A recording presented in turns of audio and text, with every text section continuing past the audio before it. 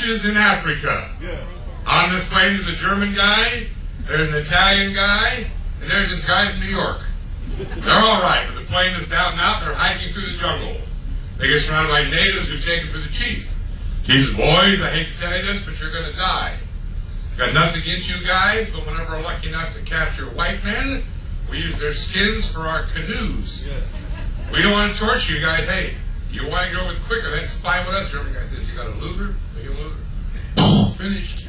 Italian guy says, you got an ice pick? You got an ice pick, he's done. Yes, the guy in New York, what about you? You got a fork? I said, what? You got a fork, they give him a fork. The chief said, what a terrible way to die. He said, to hell with your canoe.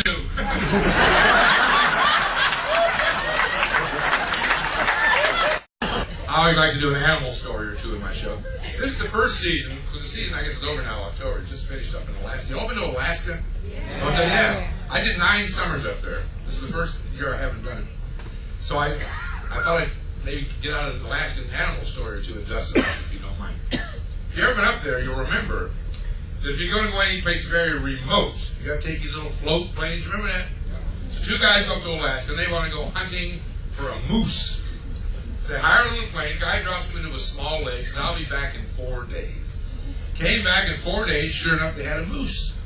But the pilot says, I can't take this thing out of here. They said, why not? He said, well, look at the size of it. It's too big, man. It's too heavy. I'll never get off the lake. He said, man, we was here last year. We had exactly the same kind of plane as you got. We had a bigger moose than that one, and that pilot took it out. He said, all right, I'll try. So he strapped it onto the pontoon. They went down. They got off the lake, cleared the first couple of scrubby trees, and boom, crashed right into the mountain.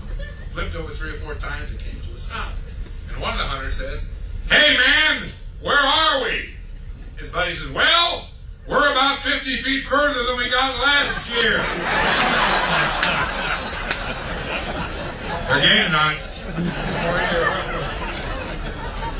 9 summers, though. Anybody here from Canada? Oh, good. Vancouver, by any chance? Anybody? Doesn't matter, but that's where all the ships go. You're from Vancouver?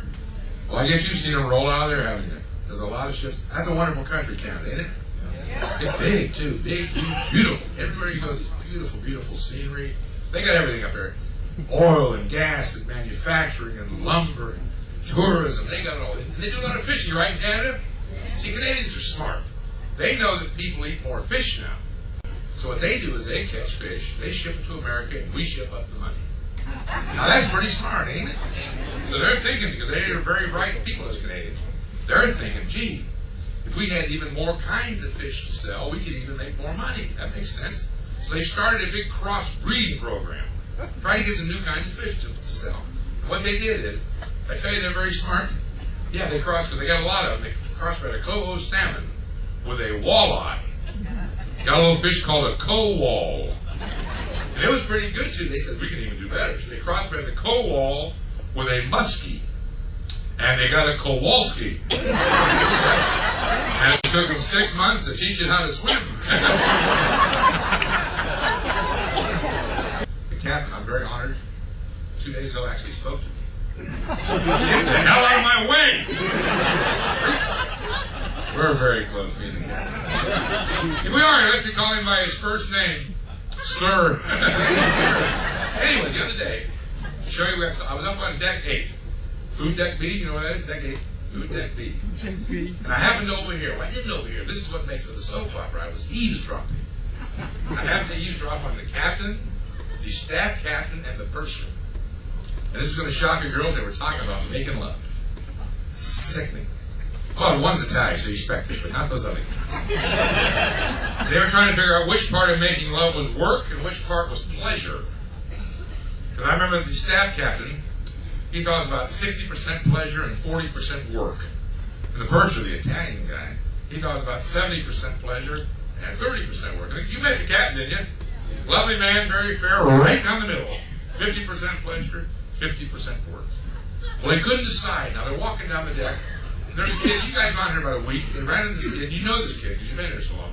He's the kid that fills the pool and paints the ship and waxes the floors, and irons the sheets, and scrambles the eggs, and drives the tender, fixes the light, tunes the piano, makes those little chocolate, puts the coal in the front. You know the kid I'm talking about? You know him, he works 95 hours a day. They said, well, ask him. He's young. His mind's not cluttered with facts.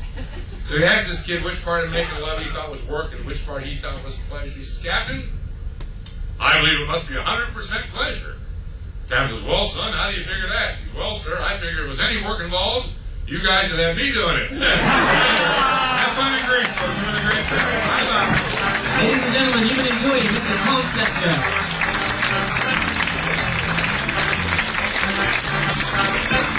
Mr. Comedy, once again, Tom Fletcher.